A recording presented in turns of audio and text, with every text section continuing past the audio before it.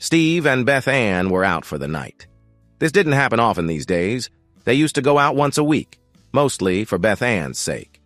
Beth Ann had been the one managing the home for years. She needed a break, and Steve had always made sure she got it. Beth Ann took care of the house and the kids while Steve worked, first as an EMT and later retiring as a respected supervisor. She had raised their 2 daughters and now spent time caring for their oldest daughter, Liz's 2 children. They had their children later in life and didn't have much time with an empty house before Liz needed help with her kids during work. Beth Ann was happy to watch the 5- and 8-year-olds, but only after school. She didn't have the energy to run after them like she used to. On Fridays, Steve would take some cash, gather his wife and grandkids, and head out for dinner. Liz would join them after work. Steve paid for the night and enjoyed seeing his family happy. Liz was back on her feet working as a nurse in a local hospital. Her work hours had become stable, so she could get her kids ready and off to school. But she couldn't pick them up after work. Her ex-husband had left 4 years earlier for someone else, and Steve was still upset about it. Whenever Steve thought about Liz's situation, he was reminded of their youngest daughter, Elaine, or Lanny. Steve was losing patience with her. He couldn't think of her as a grown woman because of the bad choices she made, especially how she ended her marriage. Beth Ann tried to support Lanny, but she was deeply disappointed in her. She didn't fully trust Lanny anymore, though she wouldn't say it. Steve felt the same. Lanny had been living with them since her marriage ended. She lost her job and hadn't found a new one. She had been asking Steve and Beth Ann for money for about a month. Some of her requests seemed fair, but Steve didn't like it. His retirement money wasn't easy to stretch like that. What bothered Steve the most was how Lanny acted like she didn't understand why her marriage ended. She often said things like, "I thought he loved me," which frustrated him even more. Steve was getting close to telling Lanny it was time for her to leave. Beth Ann felt ashamed. Everyone knew what Lanny had done and how it happened. There was a video online about it, and it had been popular for a while. Many of their friends talked about it, and some even avoided the subject, which made things awkward. Steve and his wife did not want to be known because of Lanny's actions. Steve was glad the video wasn't as bad as it could have been. Most of it showed Lanny's ex-husband, Mike, burning many things from their house in their backyard. He said he was doing this because Lanny had been unfaithful to him. At the end of the video, there was another clip of Lanny talking about planning to stay away from her husband for a week to spend time with her lover before having a baby. She had been too afraid to tell Mike in person, so she sent him a video after leaving with Chad.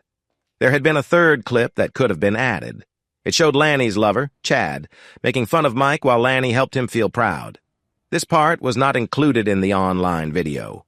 There was nothing kind or loving in Lanny's actions. She did not act like someone who cared for her husband. Steve understood why Mike had ended the marriage. He didn't blame Mike at all. Since Mike made it clear how he felt, and since the divorce was finished 6 weeks ago, Lanny had spent her time feeling sorry for herself. Steve wasn't interested in hearing about it, and Beth Ann almost felt the same. Both of them thought much of it was just for show. Lanny was sad and upset, but her attitude didn't truly match that feeling. She always thought she was in control and got what she wanted from others. She was a skilled person at getting her way. She had been like that since she was a small child. It hadn't worked on her parents, but it usually did on everyone else, except Mike. She couldn't fool Mike. For some reason, that was part of why she was drawn to him. But she had lost that chance. Steve knew that if Lanny had more money from the divorce and could support herself, she would leave for good. It was clear she knew her parents thought less of her now, so she stopped coming to family nights. She would say she was out with friends, but no one really knew what that meant. If she had money to go out but no job, she didn't really need money from her parents. Steve loved Lanny, but did not like her very much. Steve opened the door for his wife and grandchildren as they walked into Palmetto Grove, a restaurant made to look like an Italian place. The kids enjoyed the pasta dishes. Beth Ann liked the shrimp, and Steve was fine with the chicken meals. The restaurant served small personal cakes as desserts, which was perfect for the kids. Liz was expected to join them in about 20 minutes if all went well. Steve and his family followed the waitress to their table. On the way, Steve spotted something that caught him by surprise. He slowed down. Mike was sitting in a booth with 2 other men. He was eating slowly and talking. Mike was Steve's ex-son-in-law.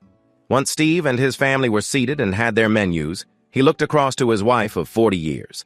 She was helping their 5-year-old pick the same meal as last time. Beth Ann, Steve whispered quietly, order me the chicken Alfredo. I'm going to talk to someone. Beth gave Steve a questioning look. He nodded toward another part of the restaurant. She turned her head to see who he meant. After a moment, she saw Mike. Concern showed on her face. Steve gave her a small smile. I'll be right back. Steve walked up to where Mike was sitting. He forced a small smile. Mike? How are you? Mike looked up. His face changed from curiosity to recognition, then to something like regret. Steve wasn't sure. It was clear Mike didn't want to see him. Steve, Mike said quietly. Yeah. Hey, hi. How are you doing? I'm good, Mike replied. Do you have a minute? Yeah, hold on. Mike hesitated a moment. Guys, this is my ex-father-in-law. Can you give us a bit of privacy? Sure, no problem, the two men said. They stood and moved away quickly, not wanting to be part of the conversation. Steve was older but still a large man. He kept some of the strength he had in his youth. There was a certain strong way about him, too. One of the men took his plate of breadsticks with him. How are you, Mike? Steve asked calmly as he sat down across from him. I'm okay, Mike said, leaning on the table and looking Steve in the eye. How are you? Steve thought about being polite, but decided to be honest. Mike was always straightforward, and Steve liked that. He felt it was best to be the same now. I'm trying to get through what happened. Mike looked at Steve, waiting. Lanny is still with us, Steve said. She's out of work. I heard that, Mike said. Mike, was there anything? Steve asked, interested. Anything that could have warned you? Something that... I don't know. That she or you did? What really happened? Mike listened to the questions. Steve could see he was thinking hard about what to say. Mike looked confused again. Then he closed his eyes and sighed. He leaned back, opened his eyes, and looked at Steve with a gentle expression. Sir? I didn't see anything, Mike said after a moment. Lanny had been acting kind of strange for about a month before. Well, before, but... Steve waited for him to continue. No, I didn't see anything that would make me think like... I don't know. That? Mike said with a small, uneasy smile. If I had, I would have done something, you know. Did you do anything that made her feel that way? Steve asked. That? I'm sure I didn't, Mike answered, sounding confident. I was a good husband. I loved her. I cared for her. I stayed loyal, Mike said. He tapped on the table with one finger. And the worst thing I did was not letting her buy expensive shoes all the time. Steve listened to the words and looked closely at Mike's face. Mike didn't look away. He seemed honest. He met Steve's eyes steady and calm. Damn, Steve said quietly. He decided that Mike was telling the truth. Mike saw this change in Steve. Some kind of wall came down. Steve leaned back and sighed, looking tired. If it helps, Mike added, I'm sorry. I know this is disappointing for you and Beth Ann, but I didn't cause this. Steve nodded slightly, still with his eyes closed. Damn, Steve said again. Then he opened his eyes and looked up, maybe hoping for some kind of answer from above. Hey, I know Lanny didn't get much money from the house sale, but, Mike continued, I'm paying her some support, and she should be okay for a while, long enough to figure out her next steps. Yeah, Steve replied. Mike took a sip of his drink. Wait, hold on, Steve suddenly said, his eyes looking hard at Mike's face again. Support? Yeah, Mike confirmed. You're paying her support? Steve leaned forward. Yeah, Mike said. The court ordered it. I have to pay for another 10 months. Steve had already asked Lanny about money after the split, what he thought of as support, and she had said she wasn't getting any. She had denied it quietly and looked a little upset when she did. Now Steve looked at Mike again, searching for any sign of a lie, but found none. Mike noticed Steve's face get serious. Steve thought about this new news and how it fit with what he knew, or thought he knew. Some things made more sense now, but other things became unclear. Steve didn't like what he was starting to think. What is it? Mike asked, noticing Steve's look. He hoped Steve wouldn't blame him for anything.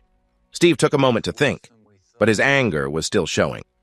Okay, I have another question, he said, leaning on the table with his hands near his chest. Why didn't you go after that guy, Chad? Dr. Chad? Yeah, him, Mike said, his voice tense. I want to. Believe me, I want to. The problem is after the video came out. Mike continued. If anything happens to that guy, the police will look at me first. I'd be the top suspect. Trust me, if Dr. Chad ever gives me a real chance, I'll go after him, Mike added, pointing to his chest to show he meant it. But for now, he gets a pass. Mike let out a breath. I don't like it. But yeah, he's earned some kind of pass.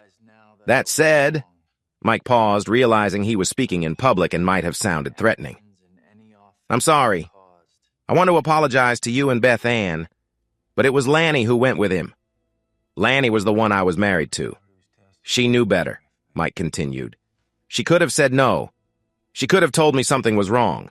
Not that it would have made me happy, but she was the one who betrayed me. Chad? He didn't betray me. Lanny did. Steve listened carefully. He didn't like what he was hearing. He wanted to blame someone else, not his daughter. He knew about Lanny, and a part of him had been trying to avoid accepting what it really meant about his daughter. He had hoped for another answer. He had seen the videos, raw and online. He'd heard his daughter's words. Even though he had doubts, he wanted to believe her. Now, he could not. He drooped his shoulders and closed his eyes for a moment, giving in to the truth. Mike noticed and understood what Steve must be feeling. He didn't have much experience with fathers. His own left when he was young after many problems at home. He felt sorry for Steve. Steve had always been good to him, and Mike wished he could ease the man's pain. Steve sat quietly for a while. He was trying to accept the difficult reality that had come into his life. He didn't like it. He was angry. Angry at Lanny, angry at Mike, angry at Chad, and angry at himself. He felt like a fool. Right, Steve said, shaking his head and opening his eyes. He looked at Mike in a way that measured him. Mike returned the look. Mike, thank you for talking to me, Steve said as he moved to the edge of the seat. I need to get back to Beth Ann and the kids. Kids? Mike asked. Liz's too, Steve replied as he stood up. We still have family nights, Steve said. Mike's eyes got a bit bigger and he started looking around the restaurant. Then he saw Beth Ann's face. She was watching him with worry. Mike noticed the two kids at her table. He looked for a moment longer but didn't see someone he hoped not to see. She doesn't come with us anymore, Steve said, guessing what Mike was thinking. She says she's out with friends. Yeah, okay, Mike said quietly. Mike, I'm sorry, Steve said, looking down at Mike, his old son-in-law, someone he now respected. This has been hard for all of us. I'm sorry. Mike looked up at the man who had treated him well before. He nodded. Then Mike stood up and faced Steve. He held out his hand, a simple way to show respect. Steve looked at Mike's hand for a moment, then took it. They shook hands. Steve nodded at Mike as if closing a chapter. Then he turned and walked back to his family. Wait, Beth Ann said, raising her hands as a small sign she wanted to stop things. She shook her head. That night, Beth Ann talked with her husband. It was after 9, and Lanny still hadn't come home. What? Beth Ann asked. Mike says he's still paying Lanny support, Steve said. I believe him, Beth Ann said quietly. But that would mean Lanny isn't telling us the truth. I know, Steve said, feeling a heavy weight inside. Beth Ann sat on the edge of their bed, thinking about what Steve had just said. She didn't want it to be true, but it made too much sense. They kept talking quietly into the night. 5 months later, 13 months after burn pile. Beth Ann had become a proud grandma at the baseball game. She sat in the stands watching her 9-year-old granddaughter step up to bat in her little league game. Beth Ann cheered loudly. Her words made people around her smile, even those younger than her. It was a bright, easy Saturday afternoon. Her 5-year-old grandchild sat beside her, looking a bit bored with a tablet in hand, playing a game. Beth Ann's husband had gone to buy snacks at the stand. Liz, her daughter, went off to the portable restrooms. Beth Ann thought these kids were so sweet she could just hug them all. When Liz came back, she climbed the small bleachers and sat down in front of Beth Ann. She looked tense as they watched the kids on the field. Beth Ann noticed something was wrong. Honey? She asked softly, leaning toward her daughter. Liz glanced over her shoulder and gave a look Beth Ann didn't understand. What? Beth Ann asked. Mom, do you remember that man? Liz said, her voice unsure. The one who was with Lanny? Beth Ann suddenly felt very uneasy. Liz turned her head and pointed quietly toward the fence. She pointed at a man standing there. Beth Ann saw the man and knew who he was. It was Chad. Why is he here? She asked. Liz answered. He tried to talk to me when I came out of the porta-john. He what? He was flirting with me. He followed me all the way back, Liz said, sounding mad. Beth Ann looked at the man again. Why is he here? Steve came over to his empty seat carrying hot dogs and drinks. He smiled when a little boy grabbed a drink from him. Steve, Beth Ann said, pointing at the man. Steve looked and saw Chad. That's Chad? Yeah, that Chad. What is he doing here? Steve looked confused. Then Liz explained again. He tried to talk to me after I came out of the bathroom, and then he followed me back. Steve seemed surprised and didn't know what to say. Liz looked at him seriously. I'm not joking. I don't know where he came from. Steve hesitated. Did he know you were... Liz said, I don't think so. Steve felt upset. That man knew something important about Liz and their family. He thought maybe someone had told Chad it was okay to be around them. But now Chad was back in their lives. Was it just by chance? Why was he here? Steve didn't want to believe it. Chad liked going to Little League games. It was easy for him to meet women there. Sometimes women with families would want a little change from their usual lives. They wouldn't say anything because they had too much to lose. Chad had noticed a woman cheering for a child on the field and thought she might be a good chance to talk to someone new. When she walked by earlier, he tried to say something to her, but she looked at him like she didn't want to be there and walked away. Still, Chad thought she only acted that way in public. Maybe later he could try again. So he went back to watching the kids and cheering with the crowd. That's how he stayed unnoticed. Steve's mind was racing and his anger was rising again after it had calmed down a little since Lanny left. Lanny had moved out about 4 months before. That happened after Steve and Beth Ann confronted her about saying she wasn't getting support money, but they found out she actually was. This led to a big fight that lasted about 3 days. After that, Lanny left to live with a friend. They hadn't heard much from her since then. When they asked how she was doing, she usually just said, "I'm fine," without giving any details. Then, out of nowhere, Chad showed up. That Chad, the one who always seemed to get away with things. Steve didn't like it. Chad shouldn't be around. Steve knew deep down that Lanny was responsible for her own troubles and was trying to avoid facing them. But his feelings pushed him to blame someone else.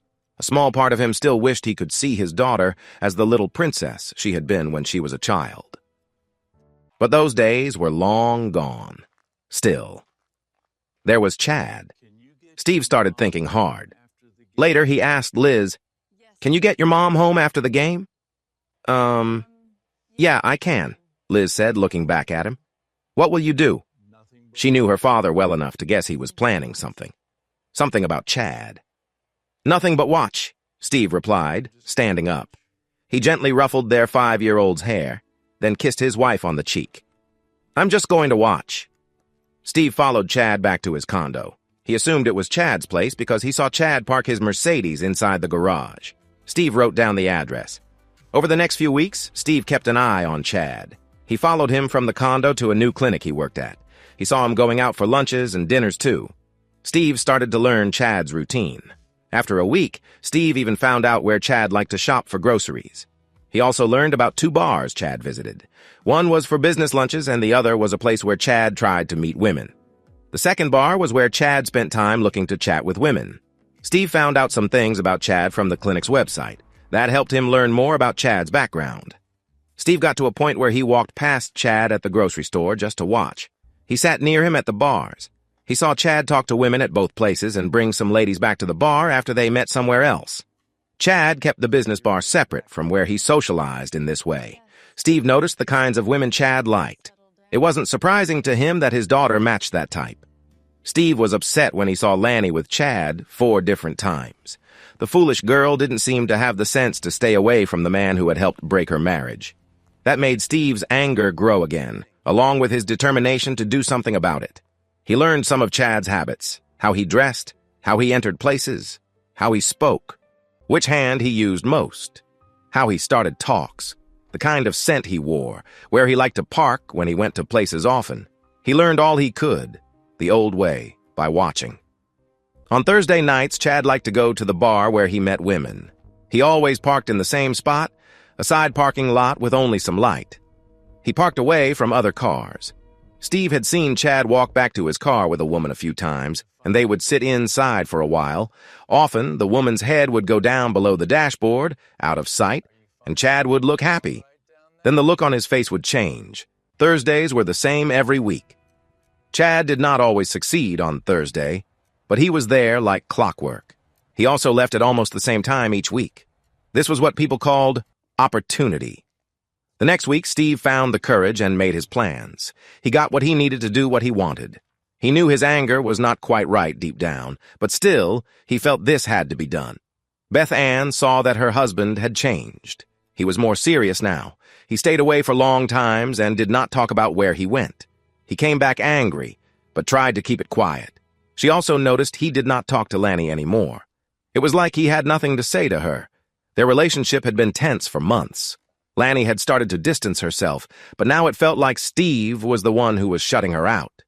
Something was coming, and she was worried about her husband. Steve stood still in the dark corner of the side lot. The cold metal of the tire iron pressed flat against his thigh, hidden under his dark jacket. He breathed slow and calm, a habit from years of working in emergency situations, forcing himself to stay steady when things were hard. The heavy metal door at the back of the bar opened, pushing bright yellow light onto the cracked asphalt. Chad stepped outside. He looked just like he did in the video, wearing a sharp jacket and walking with confidence. He did not look around or check if anyone was watching. He moved like someone who thought the world was made just for him. Steve's hand gripped the tire iron tighter. It warmed in his palm. He stepped forward, ready to get closer, ready to stop the man who had brought trouble to his family. But before Steve could move more, a quiet sound came from Chad's pocket. Chad stopped by the driver's door of his car and pulled out a phone from inside his jacket. He slid his finger across the screen and lifted it to his ear. Steve froze in the dark, barely 10 feet away. His AEMT training had taught him how to pick out certain sounds, even in very noisy places. But the parking lot was completely quiet. The air was cool and still. "Yeah, I'm leaving now," Chad said. His voice was very different from the smooth, confident tone Steve had heard online. It was flat, exact. "No. The nurse's schedule changed. She's off the children's floor at 7 o'clock tomorrow evening. The kids take the bus from the elementary school at 3:15. They get off at the corner of Elm and 4th. The tire iron suddenly felt heavy and useless in his hand. The sound in Steve's ears stopped like frozen ice. The nurse, Liz. Chad wasn't just a careless man who had hurt Lanny's marriage. The meeting at the baseball game was no chance. Chad wasn't there just to meet women. He was watching Liz and knew her plan exactly. Steve's medical training took over his anger. He thought first. He knew he had to look at everything carefully before acting. If he attacked Chad now, he would be taken to jail. He would sit alone while Liz and his young grandchildren could be in danger from whoever Chad was working with. He forced himself to step back. His boots made no sound as he slipped deeper into the dark against the brick wall. Chad ended the call, got into his Mercedes, and started the engine. Steve watched the red car lights leave the lot, his mind racing over how he missed the bigger story. He walked back to his truck parked 2 streets away under a broken streetlight. As he reached for the driver's door, he saw something strange in the dirt near the wheel. He knelt down and touched the edge of the metal fender.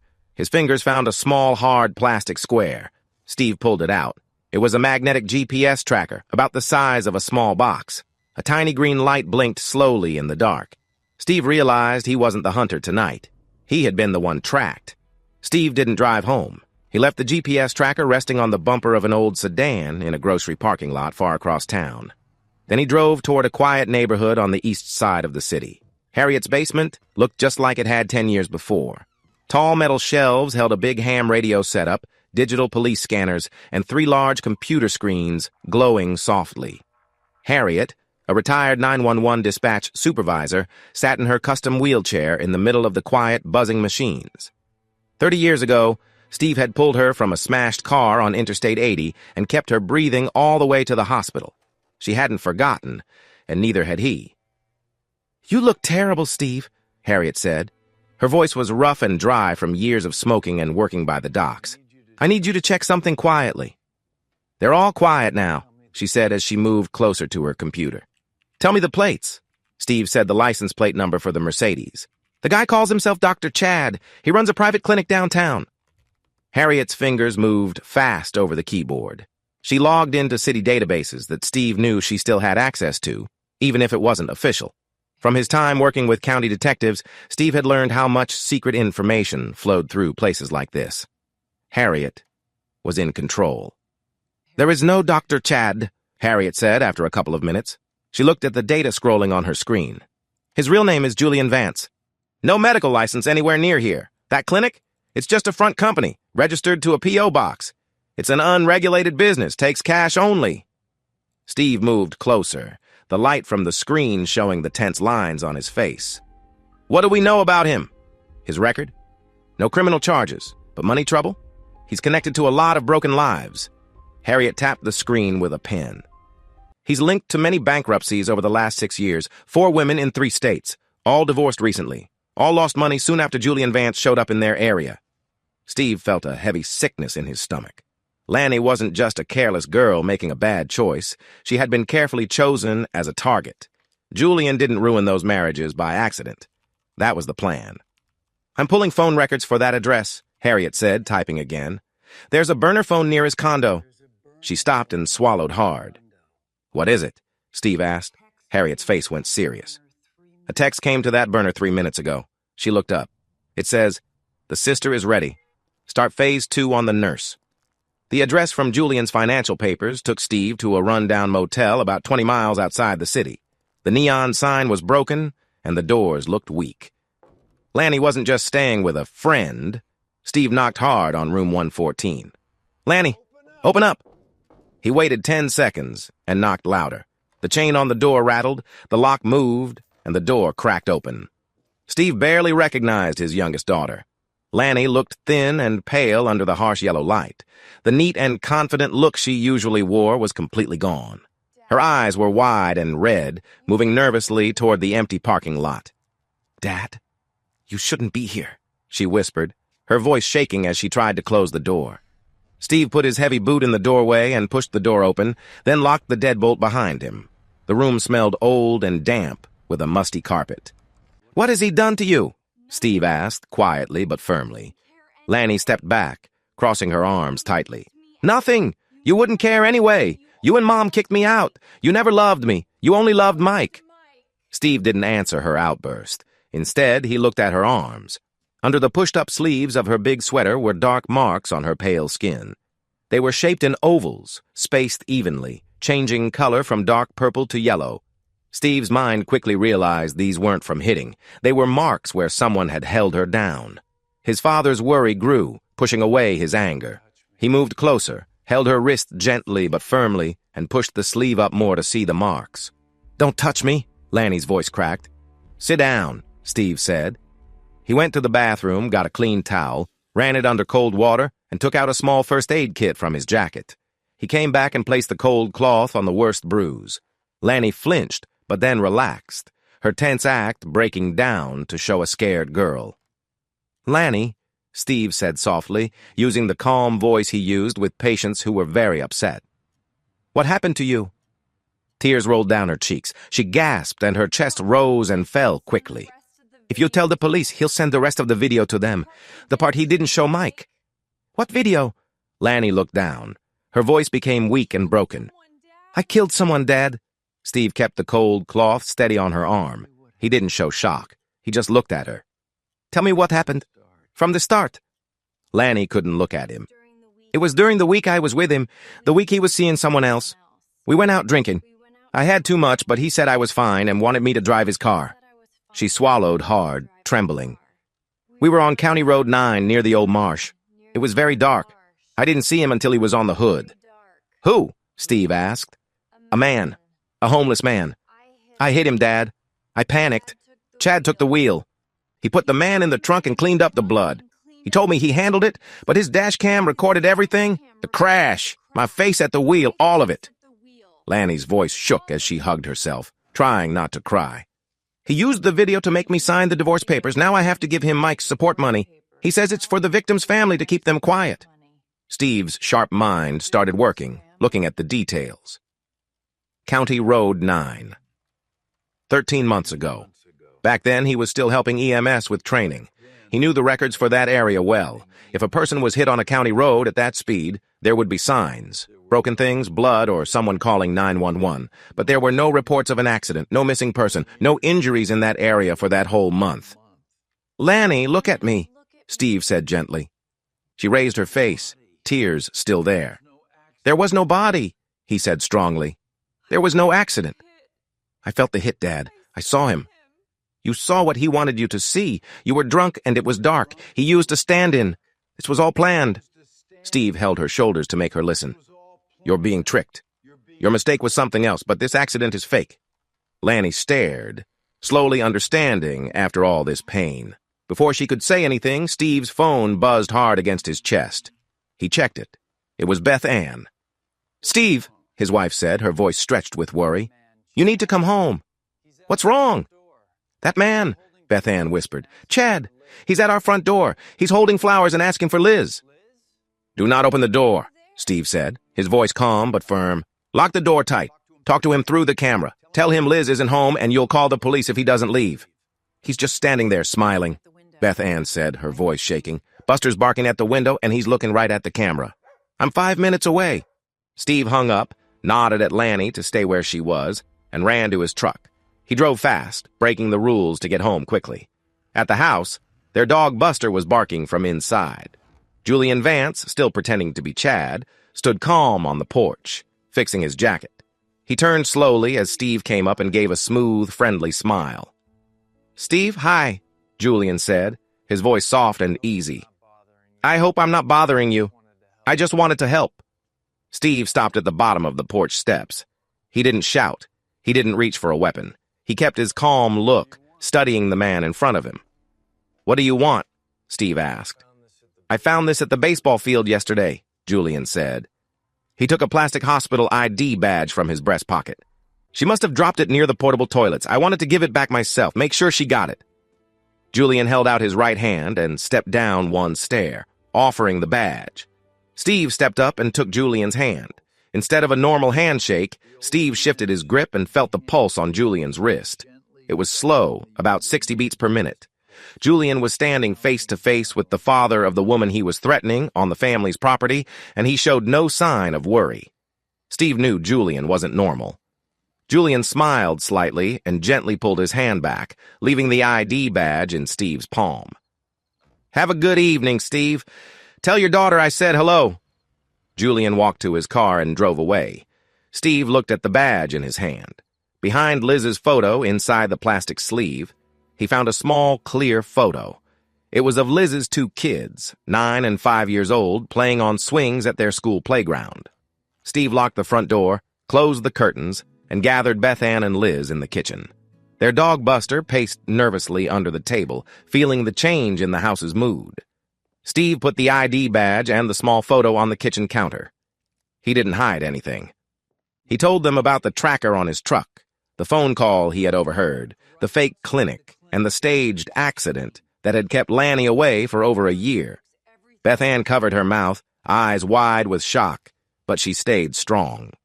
Liz looked at the photo of her children. Her hands shook for a moment, but when she met her father's eyes, her fear turned into fierce, protective anger. "He's not going near them," Liz said quietly, with firm words. "What do we do next?" "We need someone who knows about his money," Steve said. "Someone who can watch where Mike's alimony money is going without alerting the police." Beth Ann frowned. "You can't ask Mike to help with this, not after what happened." "Mike is the only one connected to the money," Steve said. He picked up his phone. 20 minutes later, Mike came in through the back door. He looked tired, wearing dirty work clothes, but he stood tall. He listened quietly as Steve explained how Julian Vance's operation worked. Mike didn't show anger or pleasure about Lanny's situation. He just nodded. "I'm in," Mike said simply. "But Steve, you're late on the money side." Steve raised his eyebrow. "What do you mean?" "I knew she wasn't using that money for daily expenses," Mike said, taking a manila envelope from his jacket. "I hired a private investigator 3 months ago. My alimony checks were being cashed at strange banks out of state. The PI traced the money to an account in Delaware." Mike opened the envelope and spread several blurry pictures on the table. "He also got photos of the man picking up the cash here, and he isn't working alone." Mike pointed to a fuzzy photo of Julian sitting at a cafe. sliding a thick envelope to a woman with dark hair and sharp features. Steve looked closely at the woman's face and felt a cold truth. He then pulled up an image Lanny had sent him from a dash cam video earlier that day. "That's her," Steve said quietly. "That's the person from the hit and run." Vernon's big tow truck waited quietly under a bridge. Vernon was a large man who worked nights, bringing wrecked cars to the city impound. He owed Steve a favor from years ago when Steve helped save his brother's life on the roadside. "That's the plate," Vernon said, pointing at the windshield. A shiny silver Lexus moved through the intersection. Steve sat in the passenger seat of Mike's plain car, parked a block behind Vernon. "We have her," Steve said into his radio. "Thanks, Vern." "If you need help, call me," Vernon said before his truck drove off. Mike slowly drove the car, keeping 2 cars between them and the Lexus. They followed the woman from the cafe photo into a wealthy suburban area far from Julian's downtown condo. She pulled into the driveway of a large, modern house. Steve aimed a special directional microphone, borrowed from Harriet's collection of gear, out the cracked window. He put on the headphones. The woman got out of the Lexus. The front door opened, and Julian came outside to meet her. They did not hug or show any warmth. Their actions were cold and businesslike. "Her name is Nadine," Harriet's voice crackled in Steve's earpiece. "I checked property records. She's his legal wife. They've been married 8 years. She's listed on 3 of the fake shell companies." Through the headphones, Steve heard Nadine toss her keys into her purse. Nadine's voice was cold and sharp, full of fancy attitude. "The money from that little fool isn't enough anymore. The Delaware account is running low." Julian answered smoothly. "Be patient. The sister is alone." "Speed up the plan with the nurse," Nadine said quickly. "I don't want to wait. We take the kids to have power over them, and we go after the grandparents' savings. Tonight." Steve took off his headphones, feeling a wave of fear. This was no longer just words. They were going to take action. "Drive," Steve told Mike. "Take me home, now." Steve stepped inside his house, his mind working fast and carefully. "Beth Ann, pack a bag for you and the kids. Clothes for 3 days. Leave right away." Beth Ann saw the look in his eyes and didn't ask anything. She hurried to the guest room where the kids were watching cartoons. "He's watching our house," Steve told Mike, looking through the blinds at a dark car parked down the street. "He's waiting to make a move. We're going to give him a chance, but we'll blindside him." Steve pressed his radio. "Vernon, I need something to block sight at Maple and Elm. 2 minutes." "Copy," Vernon's voice came back. Steve turned to Beth Ann as she gathered the confused kids by the front door. "When you leave, make some noise. Yell at me. Say you're taking the kids to your sick aunt's house because I'm being difficult. Make sure he hears it." Beth Ann nodded, her face pale but determined. She opened the front door wide. "I can't deal with your worries right now, Steve," she shouted, her voice ringing in the quiet street. "I'm taking the kids to Aunt Marie's. Don't wait for us." She quickly got the kids into her SUV and backed down the driveway. Julian's car immediately pulled away to follow her. At the corner of Maple and Elm, Vernon's big tow truck ran the stop sign and suddenly stopped, blocking the whole intersection. Julian's car was stuck behind it. When Julian tried to back up and go around the block, Beth Ann was already gone, completely disappeared. Steve watched from the window and allowed himself a small, grim smile. The quiet fight had just turned serious. He knew Julian wouldn't like losing control. He walked to the kitchen for a drink, his heart racing. The house was too quiet now. "Buster?" Steve called out softly. No jingling tags, no clicking paws on the floor. He moved toward the back door. It was wide open, the lock carefully opened by someone else. The backyard was empty. Steve's eyes fell on the kitchen table.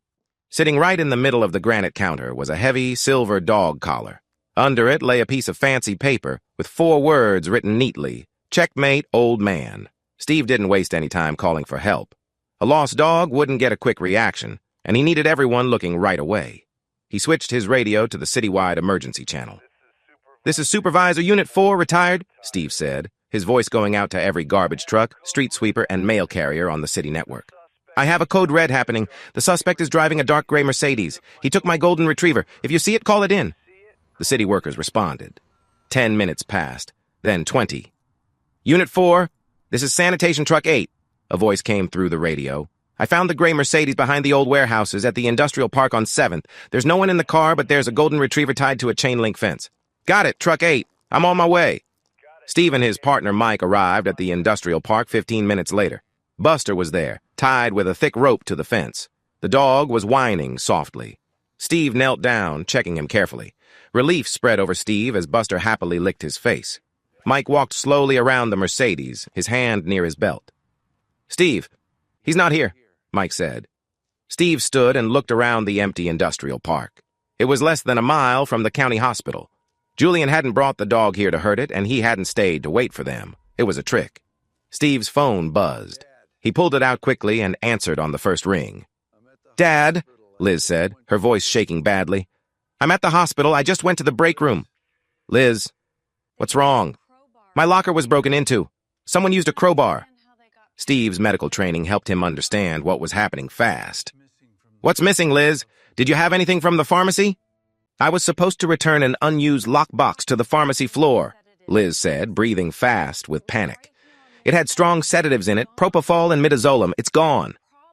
Julian had taken dangerous drugs. He was trying to get control again, without Steve knowing. A message sound came through the phone. "Wait, I just got a text," Liz said. Then she read the message quietly, her voice full of fear. "It's from a blocked number. It says, 'I'm in your house. Come alone, or I burn it down.'" "Get to your car and lock the doors," Steve said, his voice firm inside his truck.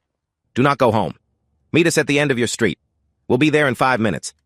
Steve ended the call and pressed his foot harder on the gas pedal. Mike checked the chamber of his licensed pistol, his face serious and quiet. They said nothing. No words were needed. What once was just about money had now changed to a real and close danger. When they reached the street where Liz lived, her car was already running a little way down from the house. Steve told her to stay in the car. He parked the truck by the curb and went to the front door of her small, simple home, with Mike close behind him. The porch light was off. The deadbolt lock seemed normal, but Steve noticed something was a little off with the doorframe. He crouched down and shined a small light along the lower hinge. "Don't turn the knob," Steve whispered. He took out the screws and jammed the door frame. "If you open it the usual way, the door will come loose and set off something tied to the inside handle." Steve pulled out a small tool from his pocket and carefully slid the deadbolt open from outside. He opened the door by the hinges, not the knob. Inside, a heavy rope hung from the door handle, attached to a set of kitchen knives set up to fall if the door moved. Mike stepped inside, moving through the living room with his pistol ready. "Clear," he said. Steve came in next, his senses sharp. He immediately smelled a faint sweet chemical mixed with a sharp scent. "Kitchen," he said. They moved toward the kitchen. The house was empty, but on the stove, one burner was turned all the way on, leaking gas but with no flame. Steve quickly took off the knob and opened the window over the sink. "He's not here," Mike said from the hallway. "But you need to see the bedroom." Steve walked down the hall to Liz's bedroom.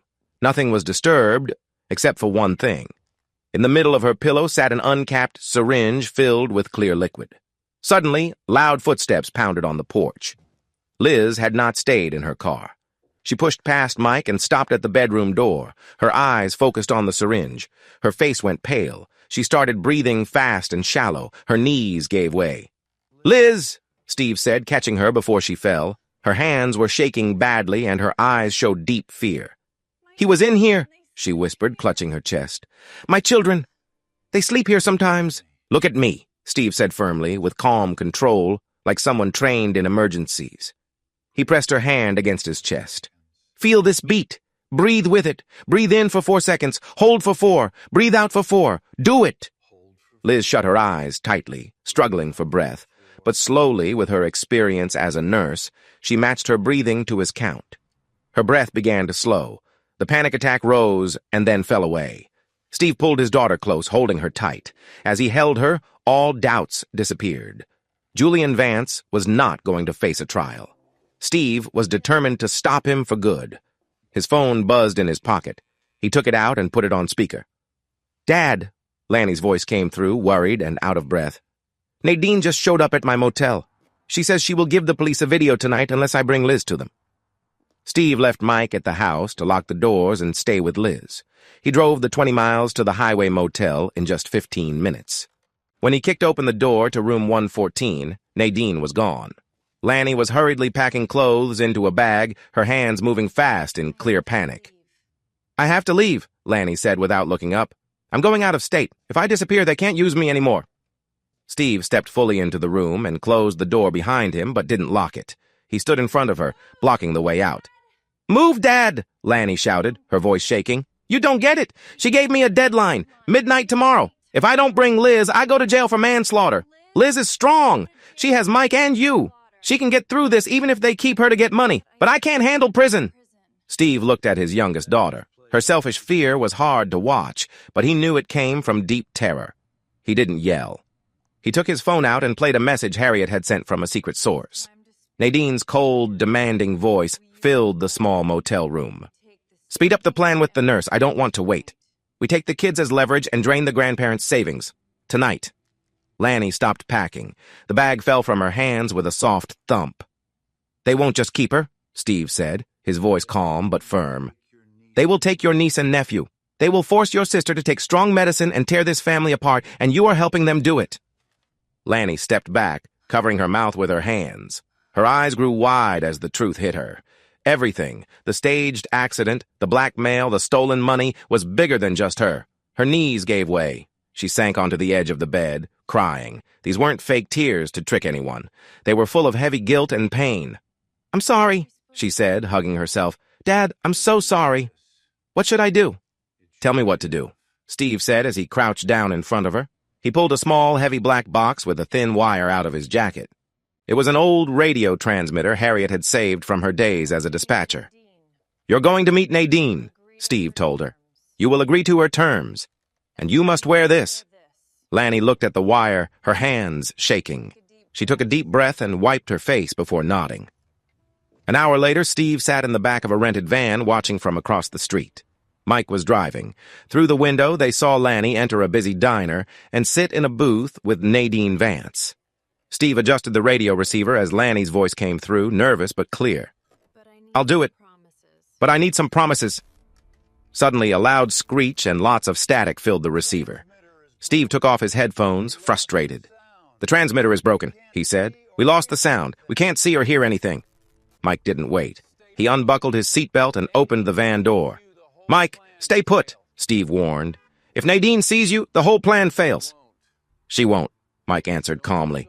"She only saw me from far away when she was pretending. I'm her angry ex-husband. She's been taking from me. It's a perfect story. Give me 2 minutes." Mike walked quickly across the street. Steve used binoculars to watch as Mike pushed the diner doors open. He didn't just walk in, he came in with force.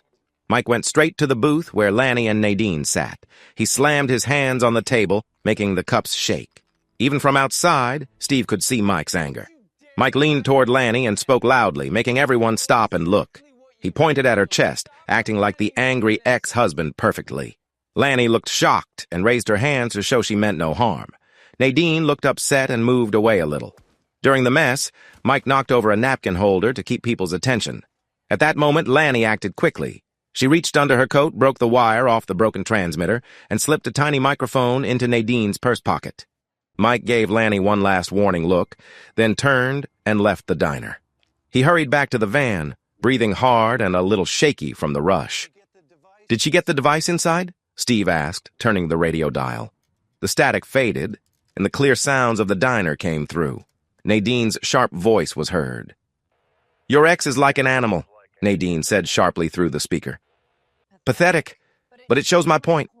Your family is falling apart. Do this for us, and I'll give you 20% of the retirement fund. You can start fresh somewhere else." "I'll do it." Lanny's voice came softly, a little faint because the microphone was in Nadine's purse. "Where should I bring her?" "The old city greenhouse on Route 12, Nadine answered. "Midnight tomorrow. Bring the nurse or you'll go to jail." Steve watched Nadine through binoculars. She stood up, put her purse over her shoulder, and left the diner. She crossed the parking lot and got into the passenger seat of Julian's Mercedes, waiting in the shadows. As the car drove away, the bug in Nadine's purse picked up sounds inside the vehicle. "Did she take the bait?" Julian's voice was calm. "She did," Nadine said. "She's bringing the sister to the greenhouse tomorrow night." "Good," Julian said. The turn signal clicked in the background. "Make sure you bring the quicklime. The grave is ready in the soil beds. We'll put them both in." Steve and Mike sat quietly in the van, the truth of the plan hanging heavy between them. The greenhouse had been empty for more than 10 years. It was a huge building made of rusted metal and broken glass. covered in old, dried vines and weeds growing everywhere.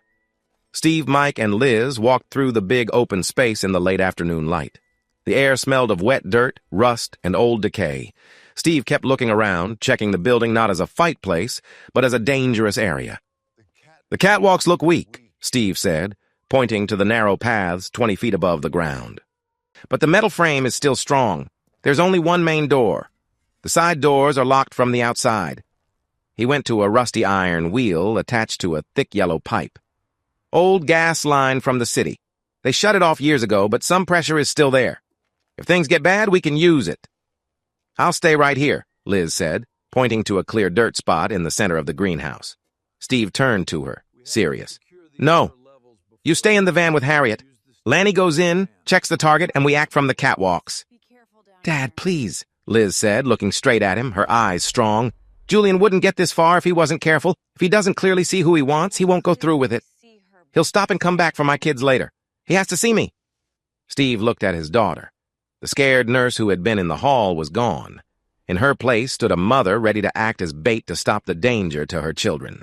Steve saw the look in her eyes. It was the same one he saw in himself. He gave a slow, hesitant nod, agreeing to her plan. Mike was about 50 feet away, working quietly in the shadows. He was digging a small trench in the soft, overgrown soil to hide a tripwire. This wire would make a heavy rack of old gardening tools fall and cause a distraction. Suddenly, Mike's shovel hit something hard. It didn't sound like a rock. It sounded hollow. Mike dropped to his knees and carefully brushed the dirt away with his gloved hands. He froze. "Steve," Mike called in a tense voice that was not calm. "Come here." Steve and Liz quickly went to the spot. Mike stepped back and shined his flashlight into the shallow hole. Partly buried in the dirt was a human leg bone. Right beside it, covered in mud, was the curved shape of a skull, with the jawbones slightly apart. Liz gasped and covered her mouth. Steve looked at the remains, feeling cold inside. Julian and Nadine were not just clever thieves. They had not just faked Lanny's accident to steal money. They had used this old greenhouse before. They were dangerous criminals. Steve looked up at the broken glass roof. The situation had changed forever. Midnight. The greenhouse was very dark, lit only by thin moonlight shining through the broken ceiling. The air inside was still and heavy. Steve and Mike were crouched quietly on a rusted metal walkway about 20 feet above the floor below. The heavy metal doors slowly creaked open. Lanny was the first to enter. Her hands were deep in her jacket pockets, hiding how much they shook. A few steps behind her came Liz, her face calm but tense. They paused in the center of the room, right where they had planned to meet. There was silence for long, heavy seconds. Then, from the shadows near an old, dead oak tree, two people appeared. Julian wore a neat dark coat and looked calm and confident. Nadine walked just behind him. Julian held a compact gun that made very little noise. Nadine had a special medical syringe that shone in the moonlight. "Well done, Elaine," Julian said, his voice loud and clear in the empty place. "You actually did it." "I brought her," Lanny said, shaking. "Now let me go." "Of course," Julian said with a smile. Without looking down, he reached into his coat and pulled out a thermal camera. He quickly raised it to his eye and scanned the upper part of the greenhouse. Steve saw this from the catwalk and whispered urgently to Mike, "He's got special gear. Move!" Julian lifted his gun suddenly. The moment was tense. The quiet sound of a shot echoed like a heavy tap. The bullet hit the rusty iron railing just inches from Mike's head, sending sparks onto his cheek. Suddenly, everything turned chaotic.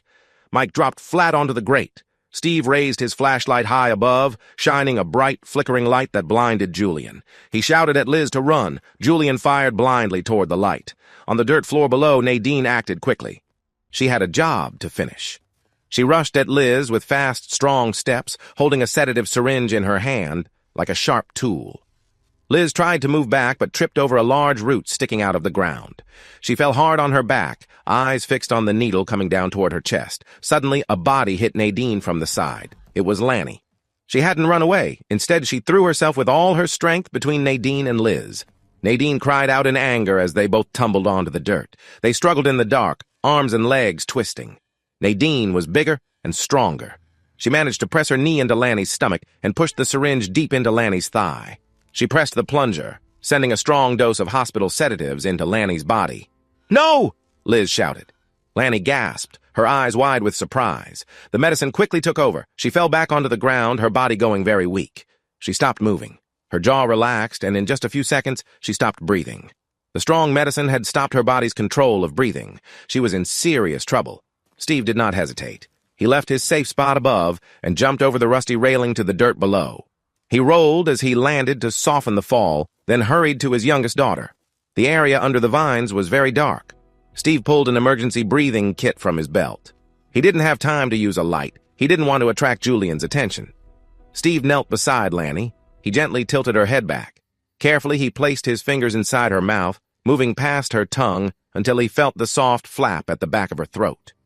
With his other hand, he guided a breathing tube along his fingers, feeling his way until the tube was in the right place.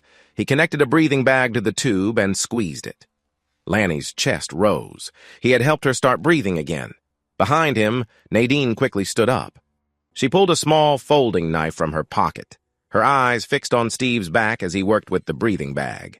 She moved forward to stop him, but Liz was faster. Liz picked up the heavy garden shears they had left near the soil beds. She swung the metal tool like a baseball bat. It hit the back of Nadine's head with a hard sound. Nadine fell forward into the dirt, completely unconscious.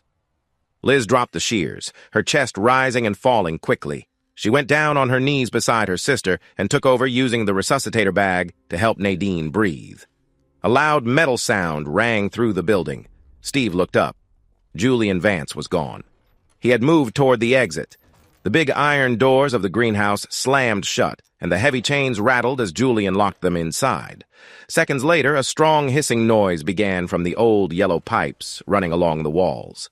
Julian had opened the main valve for the city gas line. The smell came fast. The sharp, rotten egg odor of gas filled the air inside.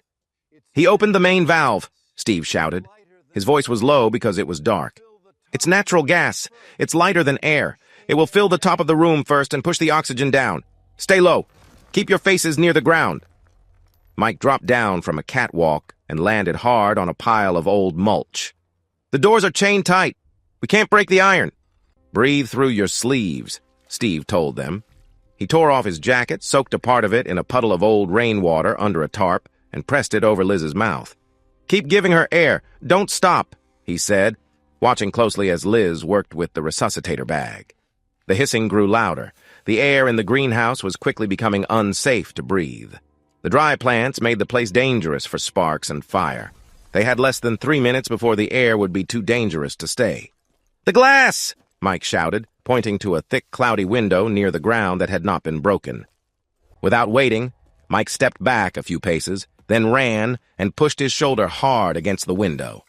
The glass cracked, but did not break. Mike groaned, but stepped back and tried again. This time, the glass broke outward.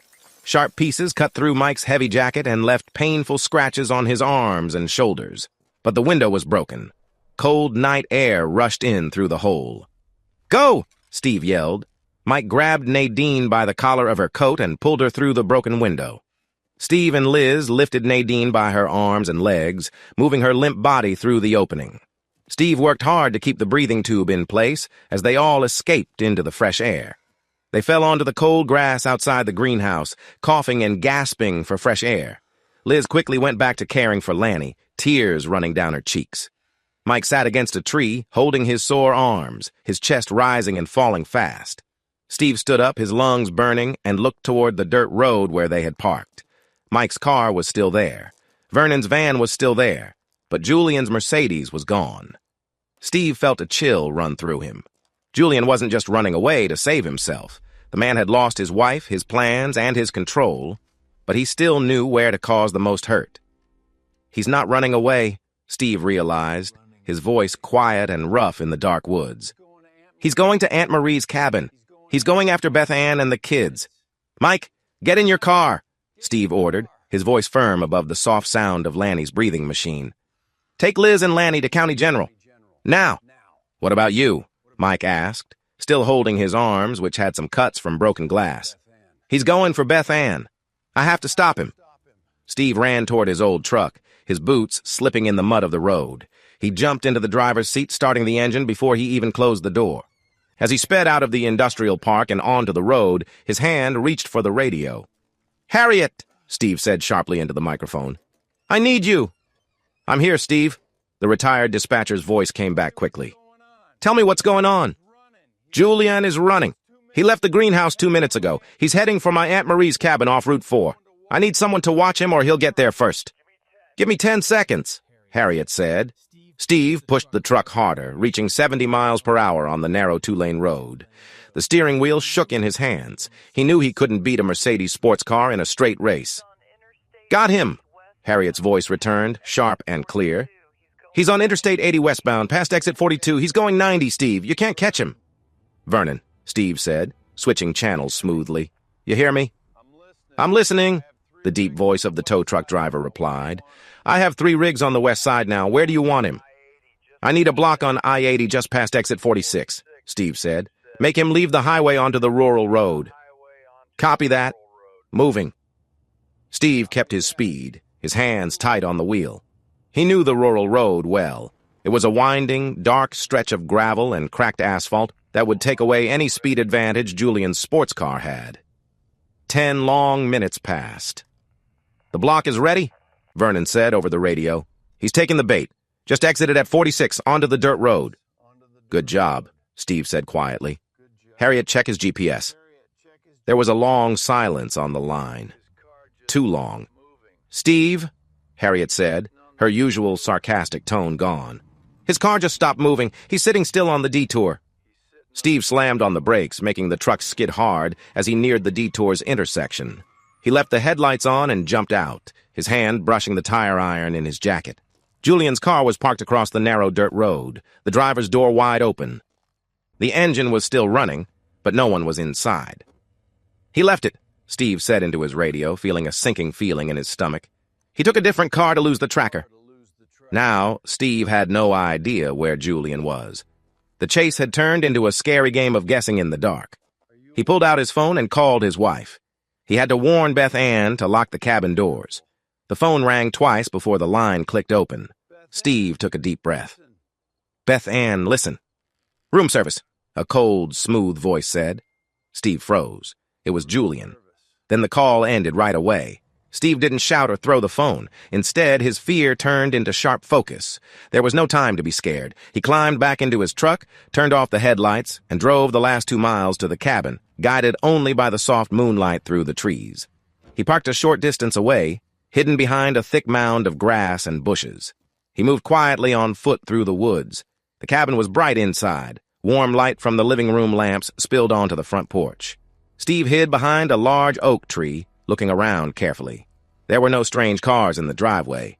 Julian had parked out of sight just like Steve. Steve walked to the power box on the side of the house. With a quick, practiced move, he turned off the main switch.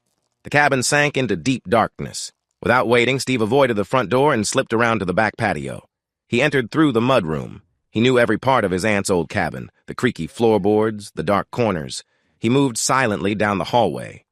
"Beth Ann," a calm voice said from the living room, showing no fear of the dark. "Turning off the power was a dramatic move, Steve. But I have your wife." Steve stopped at the hallway's edge, looking into the shadows. Julian stood in the middle of the living room. One arm was around Beth Ann, holding her tightly. Steve could tell Beth Ann was scared, but her eyes were steady when they met his in the dark. Steve stepped fully into the room, keeping his hands empty and easy to see. He didn't look at the knife. Instead, he looked at his wife. "Where are the kids?" Steve asked, his voice calm and steady. "Laundry chute," Beth Ann said quietly, even with the blade near her neck. "I locked the hatch from outside. They're safe." Julian let out a sigh that sounded annoyed, but like he was putting on a show. "I don't really care about the kids, Steve. The plan to force you is over. My wife is probably caught by now, but I'm not leaving without what I came for." "What do you want?" Steve asked. "The master drive," Julian said firmly. "The flash drive you took from Nadine's purse when your daughter hid the bug. It has the numbers to all my secret bank accounts." Steve slowly reached into his jacket pocket. His hand closed around the small metal drive he had taken from the surveillance van earlier that night. This was Julian's whole life, his power, his money, his freedom. Steve pulled it out and held it where the moonlight shone on its silver case. Julian's eyes locked on it.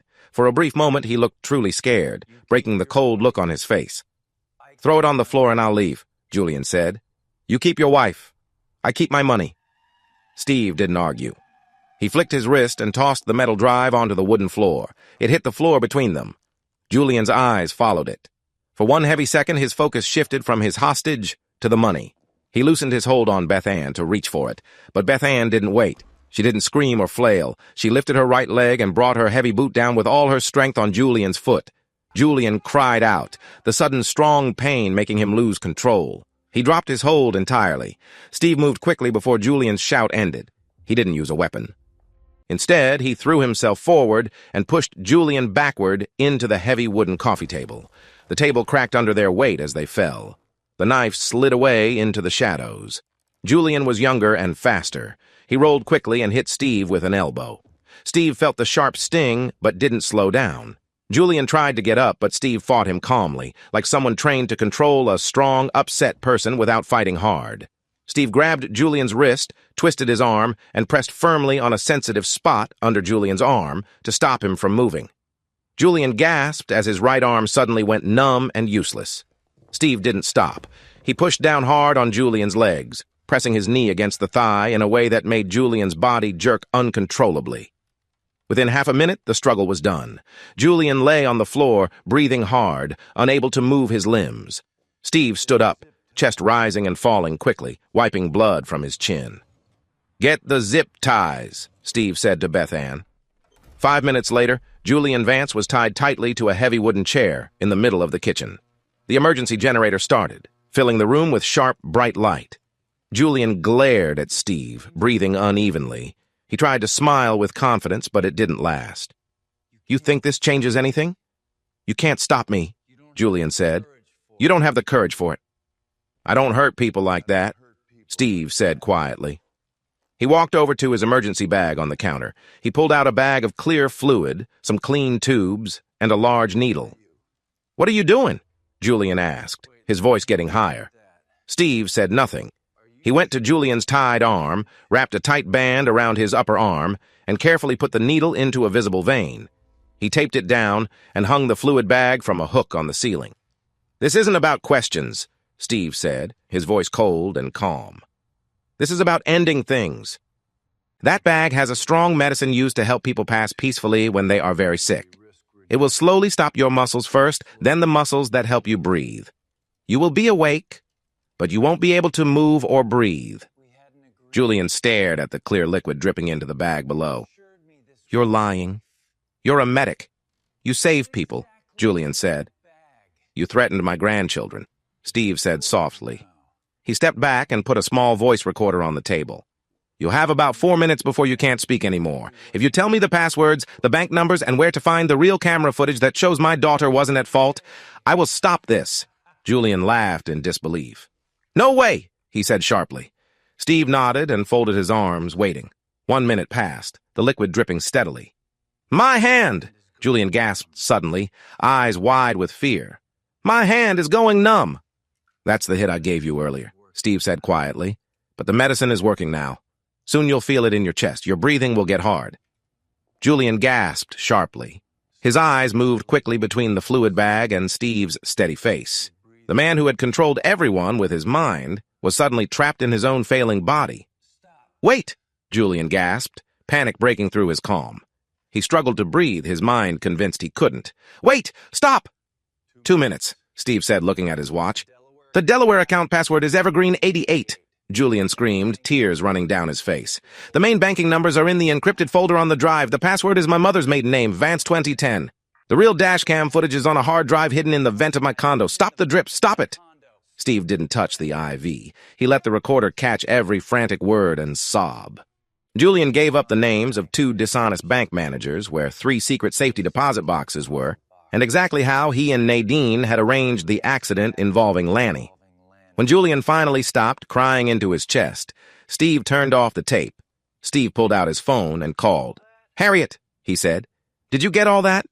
"Yes," Harriet's voice came through. "The drive is unlocked. I'm in the Delaware account. I'm in the offshore routing."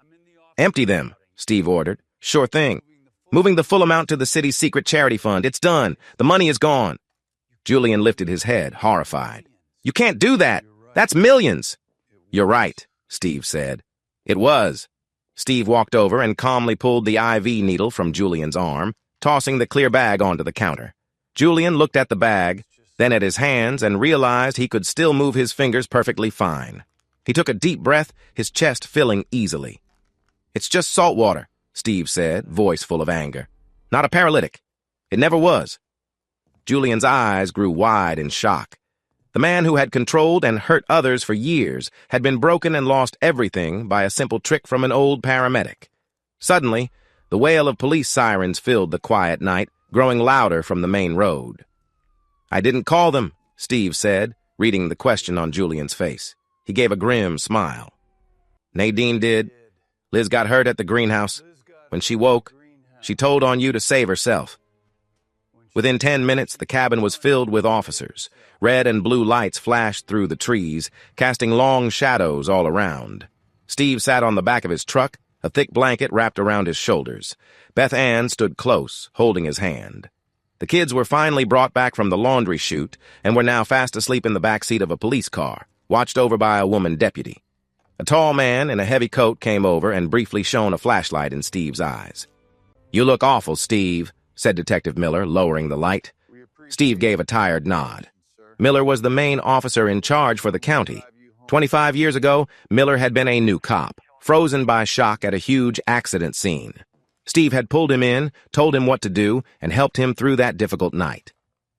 "I've got a man tied up in your kitchen," Miller said, pulling out his notepad. "And his wife is yelling in an interview room downtown talking about fake accidents, threats, and a fake clinic. What happened here tonight?" Steve reached into his pocket and gave Miller a digital voice recorder and an encrypted drive. "That man broke into my daughter's house tonight," Steve said, his voice calm as he told his carefully planned story. "He took some medical sedatives, kidnapped my dog, and found my wife here, holding her at knife point. I acted to protect her. While I held him, he started talking about his criminal plans. I recorded it." Miller looked at the recorder, then at the bruise on Steve's jaw. He knew Steve wasn't telling the whole story, the hidden traps, the undercover work, and the mind games. He knew Steve had managed the whole thing quietly. Miller clicked his pen and closed his notebook. "Sounds like good handling of a tough situation, Steve. Well done." Miller walked away, making sure the family's unusual ways wouldn't appear in the official report. 2 suspects were caught tightly in a bigger federal case. Steve's phone buzzed. It was Mike. "Steve," Mike's voice sounded empty, calm, but serious. "You need to come to County General." "Is it Liz?" Steve asked, his heart stopping for a moment. "Liz is okay," Mike said. "It's Lanny. She's in the ICU. The dose of medicine she took was very high. She's on a breathing machine, Steve. They don't know if she'll get better." The steady sound of the breathing machine was the only noise in the quiet ICU room. Steve sat in a hard plastic chair near the bed, watching the digital monitors showing Lanny's health signs. His training as a paramedic made the waiting worse. He knew exactly what every change in her numbers meant. Beth Ann sat on the other side of the bed, holding Lanny's cool, still hand. Her face showed many emotions all at once, a mix of hope and fear. The deep anger over Lanny's lies and tricks was hidden by the strong, painful sadness of a mother watching her child struggle to breathe. Mike stood quietly in the corner, his arms covered in heavy bandages from the broken glass. He hadn't left. Hours passed into early morning. Near dawn, Lanny's fingers moved slightly. Beth Ann gasped and stood up right away. Steve leaned forward, his eyes moving to the oxygen monitor. The numbers were getting better. Lanny's eyelids fluttered, heavy and slow from the medicine, then finally opened. The bright hospital lights made her wince. She looked confused, lost, and her eyes followed the tube in her throat. Steve quickly pushed the nurse call button and then reached out, placing a warm hand on Lanny's forehead. "Don't be afraid. You have a tube to help you breathe. You're in the hospital. You are safe." Lanny blinked, memories of the greenhouse rushing back. Fear returned. But it was not for herself. The medical team checked carefully to make sure she could breathe on her own, then skillfully removed the breathing tube. Lanny coughed hard, her throat sore and raw. When the coughing stopped, she didn't look at her father or mother. Her eyes searched the room and finally landed on Liz, standing quietly by the door. Lanny didn't complain about the pain. She didn't ask what had happened to Julian or the money. She looked at her older sister with a weak, rough voice. "I'm sorry," she whispered, the words honest and without any trick or excuse. I'm so sorry, Liz. Liz stared at her sister. The gap of betrayal between them was wide, deep, and full of hurts. But for the first time in years, it felt like the distance could be crossed. Liz gave a slow, stiff nod. A nurse came into the room holding a small, simple bunch of carnations. "These were left at the front desk for you," she said, placing them carefully on the tray table. Steve picked up the small white card tucked in the wrapping and opened it. It read, "You owed the state 2,000 hours of community service. See you in court." It was from the district attorney. 2 weeks later, Steve sat in the shiny wooden gallery of the county courthouse. The district attorney had kept the promise. Using the files from Julian's computer, the state had proven that the person in the dashcam video was Nadine Vance, wearing a mask. Lanny was officially cleared of causing the car accident, but the legal system still required payment in some form. Lanny stood before the judge in a plain, badly fitting suit. There was no pride or confidence left in her stance. She kept her head down as the prosecutor listed the remaining charges: serious fraud and lying under oath, both linked to her dishonest work during the divorce and the illegal moving of Mike's alimony. Mike sat 2 rows behind Steve. He had been given the chance to ask for a large money payment and jail time. When the judge asked for the victim's words, Mike stood up. "Your Honor," Mike said, his voice clear and calm, "I want nothing more to do with this legal matter. I am refusing private payment. I just want this to end." The judge nodded and looked back at Lanny. "The victim has shown great kindness, but the state wants to make sure there are consequences. I am giving you 5 years of supervised probation, taking all your assets, and 2,000 hours of manual community service. Do you understand?" "Yes, Your Honor," Lanny whispered. She accepted the public shame and hard sentence without asking Steve to help her with money. She was at last facing the real results of what she did. As they left the courthouse, Steve's phone rang. It was Liz. "Dad," Liz said, her voice tight with new frustration, "I just got a letter from the hospital board. Before Julian was caught, he filed a formal complaint against me, which will stay on record. He said I was stealing sedatives from my locker." Steve stopped on the courthouse steps. "I'll call Miller. We will send over the police report right away. I will take care of this." "No," Liz said strongly. "You will not." Liz was alone at the long wooden table in the hospital's boardroom. 6 board members sat opposite her, including the chief of medicine and the head of nursing. Their faces showed sympathy, but some were very worried. The hospital wanted to avoid bad publicity, and a nurse accused of stealing important medicine was a big problem. "Elizabeth," the hospital leader said smoothly, folding his hands, "we know you have had a hard personal time. Given this, the board is ready to offer you a quiet, honorable resignation with pay. This would stop a messy public investigation." Liz did not react with fear or tears. She did not ask her father to come in and help her. She took a thick folder from her bag and slid it across the shiny table. "This is a certified police report from the main investigator showing my role in breaking up a serial extortion group," Liz said, her voice clear and serious. "Also included is the official forensics report proving my locker was broken into with a crowbar while I was working, and the suspect's DNA matches the man now facing serious federal charges." The board members looked at the folder in shock and silence. "I am not a risk to this hospital," Liz said, leaning forward. "I am a victim of a planned attack who fought back and won. I will not leave quietly just to help this office avoid some paperwork. If you try to fire me because of a made-up complaint from a federal prisoner, my lawyer will use this hospital's failure to keep employee areas safe against you." The chief of medicine cleared his throat and picked up the folder. He read the first page and raised his eyebrows. He looked at the administrator who had asked for the resignation, his face full of clear dislike. "This board will not accept any resignations," the chief said firmly. He stared at the administrator. "Actually, we need to check how our HR handled this complaint in the first place." Liz stood up and fixed her scrubs. She had fully come out of her dark time. She had taken back control of her life. Steve watched through the glass doors of the boardroom as Liz walked away, her head held high. He smiled, feeling a strong, calm pride inside. His daughters no longer needed him to protect them. The county mediation room was small, had no windows, and smelled faintly like floor cleaner. Mike sat on one side of the cheap table. Lanny sat on the other. A court mediator sat between them, flipping through some legal papers. "Because of the criminal convictions and the loss of assets," the mediator said in a dull voice, "the court ends the last 5 months of alimony stated in the divorce papers. Both sides agree to end all financial ties." The mediator slid the paper toward Lanny. She picked up the plastic pen. She didn't look at Mike. She didn't cry. She didn't say sorry or ask for kindness. She just quietly signed her name. She accepted her difficult situation with quiet tiredness. She slid the paper back. The mediator stamped it, stood up, and left the room. Lanny slowly stood up and grabbed her coat. She had nothing left. No apartment, no car, no money, and no backup plan. "Elaine," Mike said. Lanny stopped. It was the first time he spoke directly to her in over a year. She turned, her eyes empty. Mike reached into his jacket and took out a folded piece of paper. He put it on the table and slid it toward her. Lanny looked down. It was a check for $5,000. "I don't want this," Lanny whispered, her voice shaking. "I can't take your money anymore."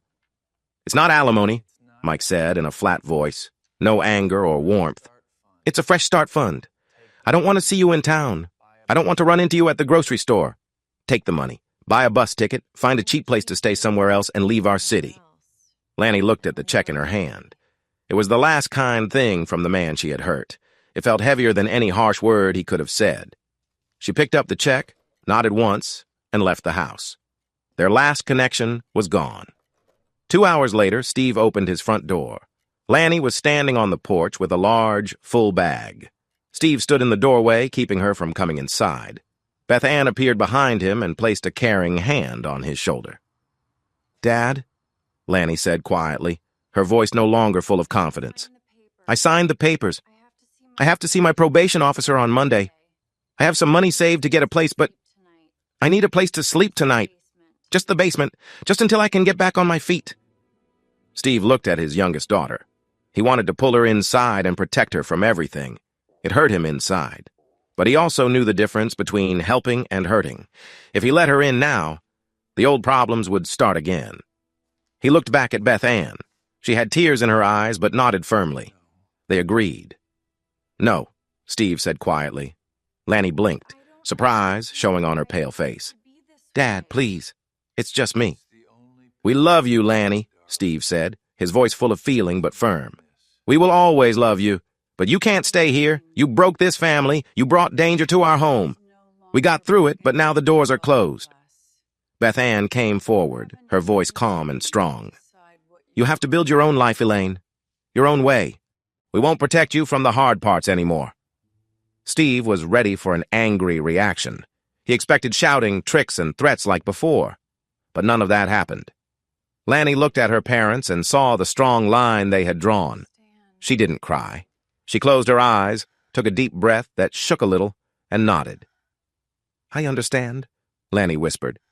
She fixed the strap on her bag, turned, and walked down the driveway toward the street, alone, heading for the bus station. Steve watched her until she was out of sight. Then he closed the door, hugged his wife, and breathed out slowly. The hard cycle was broken. The family was safe. 6 months later, Steve stood in his garage, wiping his hands with a dirty rag. The late sun made long, warm shadows on the driveway. A familiar truck came up to the curb. Mike got out carrying a heavy old piece of metal as he walked up the driveway. He put the part down on Steve's workbench with a loud sound. "I found the new carburetor," Mike said with a smile. "I thought we could finally finish that old motorcycle engine we started before everything went wrong." Steve looked at the engine, then at Mike, the man who should have been his son. He smiled and gave Mike a firm pat on the shoulder. "Let's get to work," Steve said. They worked side by side for 3 hours, their hands dirty with grease and the strong smell of cleaner. The quiet between them felt easy, built on a deep respect that had lasted through the worst times. Mike worked carefully and steadily. When he reached for a tool, Steve noticed the thick pink scars on Mike's forearms, the leftover marks from a broken greenhouse window. Mike didn't hide them, and Steve didn't feel sorry for him. They were proof of someone who had stood strong. Around 5 in the evening, the sound of gravel under tires broke their focus. A simple blue car stopped by the house. A woman stepped out, smoothing her light summer dress. She had kind eyes, a warm smile, and a calm way about her that was very different from Lanny's sharp attitude. Mike wiped his hands with a rag and relaxed in a way Steve hadn't seen for over a year. "Steve," Mike said, pointing toward the driveway. "This is Sarah." Steve went outside to meet her, wiping his hands on a cloth. Sarah didn't wait to be introduced. She stepped forward and offered a strong, confident handshake. "Nice to meet you, Steve," Sarah said. Mike talks about you a lot. I know how much this engine means to him." Steve looked at her, then at Mike. There was no tension in Mike's face, no sign of worry or fear in his eyes. Sarah looked at Mike with quiet, clear respect. She wasn't just someone who came along for the ride. She was a true partner. "The pleasure is mine, Sarah," Steve said, and he meant it. Beth Ann came out of the house holding 2 glasses of iced tea and the mail. She stopped for a moment, watching them on the driveway. Without any awkwardness, she walked over, handed Steve a glass, and warmly introduced herself to Sarah. The 2 women began talking easily about the hot, humid summer day. Steve took a long drink of the cold tea. He watched Mike laugh at something Sarah said. For the first time in over a year, the heavy weight of guilt Steve had felt about his daughter lifted completely. Mike was going to be okay. He was truly moving on. "Steve," Beth Ann said, turning toward him. Her brow was a little worried as she looked down at the stack of letters in her hand. "This came in the mail today." She handed him a worn postcard. It showed a faded picture of a grain silo. Steve turned it over. The postmark was from a small farming town, 3 states away. The handwriting was tight, rushed, and very familiar. The laundry place was loud and hot, filled with the sharp smell of strong bleach. Lanny stood at the end of a huge conveyor belt. Her arms hurt from pulling heavy, soaking wet hotel sheets from the big washer and putting them into the presses. Sweat ran down her face, burning her eyes. She wore a plain gray shirt given by the state probation program. Her fingernails, once neat and polished, were now chipped and rough, surrounded by hard skin. She had been working for 6 hours, 4 more hours to go before she could stop and walk 2 miles back to her small, stuffy apartment. The machine stopped with a loud clank. Lanny wiped her forehead with her arm and leaned on the metal rail to rest. Heavy footsteps came behind her. "You're falling behind, Elaine," said Gary. Lanny tensed. Gary was the floor manager, a sweaty man with a mean look who liked watching the workers on probation. He stood too close, closer than the loud machines needed. "I'm keeping up with the machine," Lanny said, her voice dry and rough from the heat and chemicals. She didn't move back. She stood firm. Gary looked her over, his eyes landing on the sweat soaking her shirt. "You have 2,000 hours of service to finish, Elaine. That's a long time in this heat. A nice girl like you shouldn't have her hands looking so rough." He reached out and brushed her wrist with his big fingers. "I signed the timesheets. I can double your hours, keep you out of this heat. Give you some easy office work. Just show a little thanks after my shift ends." A year ago, Lanny would have known exactly what he meant. The old Lanny would have smiled, acted sweet, and used Gary's attitude to get what she wanted. She would have taken his offer and then pushed him away after. Lanny looked down at his hand on her wrist. The old feelings started to rise in her mind. But then she thought about her father's cold, hard look when he locked the door. She remembered the strong scissors Liz held. She thought about the empty room in the courtroom. Lanny pulled her arm away quickly, her eyes sharp and clear. "Don't touch me," she said firmly, her voice cutting through the sound of machines. Gary's mean grin disappeared, and he looked angry. "You want to be difficult? Fine. I'll mark you down for not following orders. Enjoy the trouble, sweetheart." He turned and walked off. Lanny didn't wait or feel sorry for herself. She walked away from the conveyor belt, went straight to the break room, and picked up the phone on the wall. She called her probation officer. "This is Elaine," she said when someone answered. "I'm reporting my manager, Gary, for unfair treatment and harassment. I want to move to a different work site, and I want a report filed today." When her shift finally ended, Lanny walked back to her small apartment in the dark. Her legs felt heavy and tired. She sat at the old kitchen table, pulled a cheap pen from her pocket, and finished writing a postcard she had bought earlier. "I'm tired. I'm broke. But I am honest. Thank you for keeping me safe." At Steve's house, the smoke from the backyard grill drifted softly over the patio. The smell of grilled hickory and burgers filled the air. Steve stood by the cooler and handed a cold beer to Vernon. The big tow truck driver nodded, taking a long drink and leaning back in his folding chair. He looked relaxed. Across the patio, Harriet sat in her wheelchair with a plate of potato salad in her lap. She spoke quietly to Beth Ann, sharing her sharp thoughts about the city's new dispatch rules. The small group was calm and private. There were no speeches or talks about the dangers they faced before. They were just enjoying the calm that comes after going through a hard time together. Steve watched them for a moment, feeling a deep thankfulness inside. He excused himself and walked across the green grass toward the open garage. His truck was parked in its usual place. He opened the rear passenger door and reached behind the seat. His fingers closed around the heavy handle of his emergency medical bag. The bag was full of supplies like bandages, tools for helping with breathing, and fluids. It had been there for many years, always ready in case of an emergency, keeping him alert and prepared. Today, the bag felt different in his hands. The usual rush of worry was gone. Steve moved to the back of the garage. He pulled out a small metal step stool, set it against the wall, and climbed up 2 steps. Above the gardening tools and old motorcycle parts was a high, dusty wooden shelf. He didn't throw the bag away. He was a protector, and he always would be. But now, he didn't have to carry the weight of the world on his shoulders every time he left the house. He had done his part. The line had held. Steve put the heavy red bag firmly on the top shelf. He pushed it back, climbed down from the stool, and wiped his hands on his jeans. As he stepped back into the late afternoon sun, his phone buzzed in his pocket. He took it out. It was Liz. "Hey, kiddo," Steve said, his voice warm and easy. "Are you and the grandkids still coming over for dinner tomorrow night?" "We are," Liz replied, her voice full of excitement. "But I have a surprise for you and Mom. I'll show you tomorrow." Friday evening came with its usual comforting feeling. Steve stood in the kitchen, taking out cash to pay for dinner, like he always did. He looked up as Beth Ann walked in. She wore a simple flowered blouse, and her hair was pinned back. The dark shadows under her eyes, which had stayed for 13 months, were now gone. She looked bright and happy. "You look beautiful," Steve said simply. Beth Ann smiled and stepped forward to fix the collar of his shirt. "And you look way too calm for a man who's paying for dinner for 5? Suddenly, the sound of tires in the driveway broke the moment. A little later, the front door opened, and their 5- and 9-year-old grandchildren ran into the hallway, full of energy. Liz came in after them, holding her purse and wearing a big, happy smile. "Okay, everyone calm down," Liz laughed, gathering the kids into the living room. She turned to her parents, her eyes shining. "Before we go out to eat, I want to give you something." She reached into her purse. It wasn't a drawing from the kids or a report card. She pulled out a shiny new brass key attached to a heavy metal tag. She stepped forward and placed the key right into Steve's hand. "What's this?" Steve asked, looking down at it. "I closed on it at 2 o'clock this afternoon," Liz said, her voice steady and proud.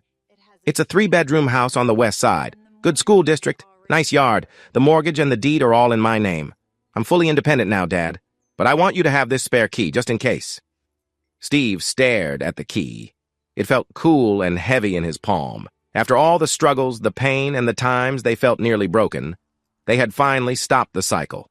The people who tried to hold her back had failed, and instead, she had built a strong future. Steve closed his hand around the key and pulled his oldest daughter into a tight hug. He rested his face on her shoulder. "I'm so proud of you, Liz," he said. "I know," Liz replied, hugging him back hard. "Now let's go eat. The kids are really hungry."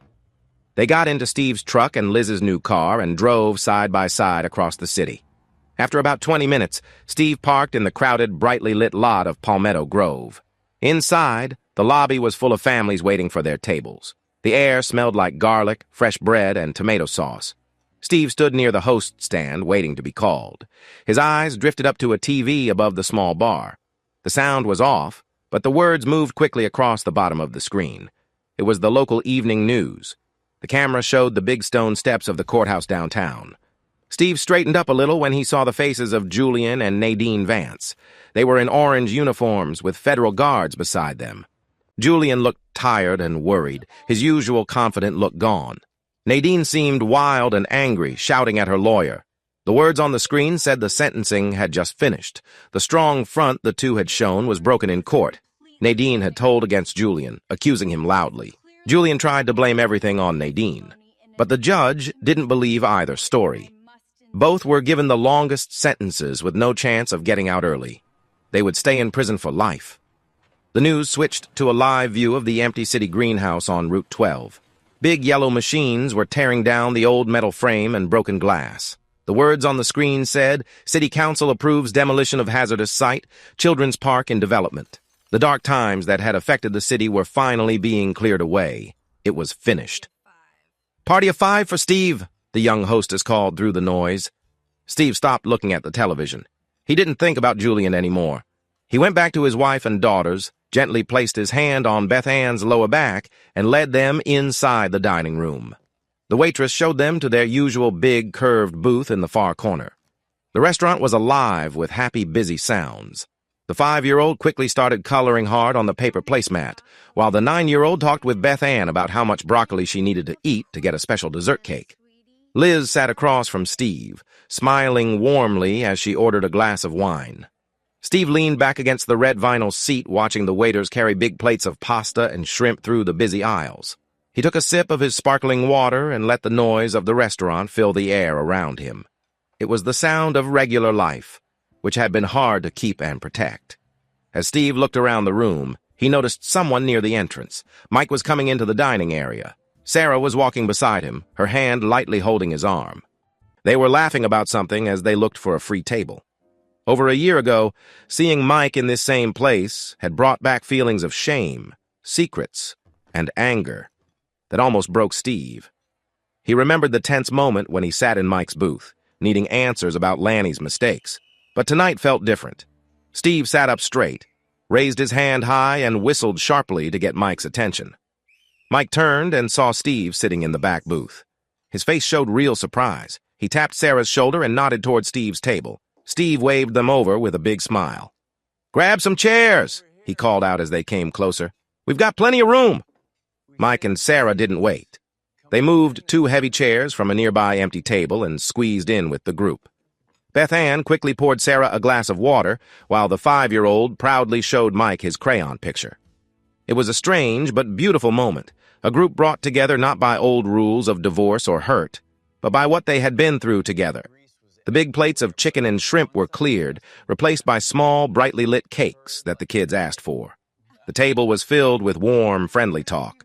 Mike told Liz about fixing his engine, while Sarah and Beth Ann shared recipes over coffee. Steve sat quietly at the end of the booth, his hands resting on the table. He didn't join in much. He just listened. He looked at his oldest daughter, strong and confident, not afraid of any hard times.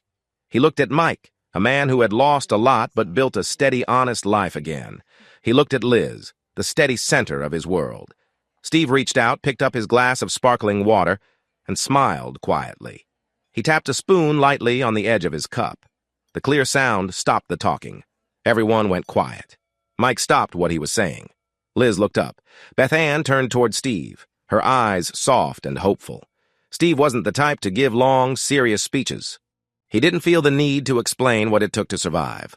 Everyone at the table already knew the cost of being here tonight. They knew the old pains they carried and the empty place where Lanny used to sit. Steve raised his glass, shining under the warm lights. He looked into the eyes of each person at the table. "To holding the line," he said, his voice steady and strong. Beth Ann smiled, her eyes full of deep, unbreakable love. She lifted her glass of water and met his in the middle. "To knowing when to open the door," Beth Ann said quietly, her words carrying the hard feeling of a mother's hardest choice. "And when to close it." Their glasses touched with a soft sound. Mike, Sarah, and Liz lifted their drinks too, silently agreeing. The truth about their survival was clear in that simple toast. They drank, and the noises of the restaurant came back loud and warm. Later that night, the suburban street was very still. The air was cool and smelled faintly of fresh grass. Steve and Beth Ann sat next to each other on the wooden bench outside their front porch. The porch light was off. The strong deadbolt on their front door was locked. Not because of fear, but just part of their routine. Steve leaned back against the wood, letting out a long, peaceful breath. Through the big front window, he could see straight through the living room to the bright kitchen. On the stainless steel fridge, held by a small magnet, was a worn postcard of the grain silo. "I'm tired. I'm broke. But I'm honest." Steve looked at the cramped writing he could barely read from there. He knew how hard Lanny's life was. There would be no quick or easy fix. She faced many long hours of hard work, lonely nights in a small apartment, and the honest responsibility to change her life. It could be years before she could sit with them again at their table in Palmetto Grove. But as Steve looked at the postcard, the tight worry in his stomach, there since the day he saw Mike's troubling video, finally eased. For the first time since then, Steve believed his youngest daughter might really make it. She was still struggling, but she was finally standing on her own. In the dark, Steve reached out across the bench. His rough fingers found Beth Ann's hand. She held his hand gently and leaned her head on his shoulder. The camera slowly moved back from the porch, sliding down the calm, safe street in the quiet neighborhood. There were no strange cars parked nearby. No one was hiding or watching. Just a house standing strong in the still night. A family that stood up for themselves, set their limits, and got through it. As Steve and Beth Ann finally find their calm on the porch, we hope this story showed you how much courage it takes to stand up for the truth and protect what matters most. If Steve's determination inspired you and you want to hear more stories about strength, trust, and the tough path to fairness, please subscribe to the Infidelity Director channel. What do you think was the hardest choice Steve had to make to save his family? Thank you for watching, and remember, real healing doesn't happen in hiding. It comes from having the courage to face what comes next and take responsibility for our actions.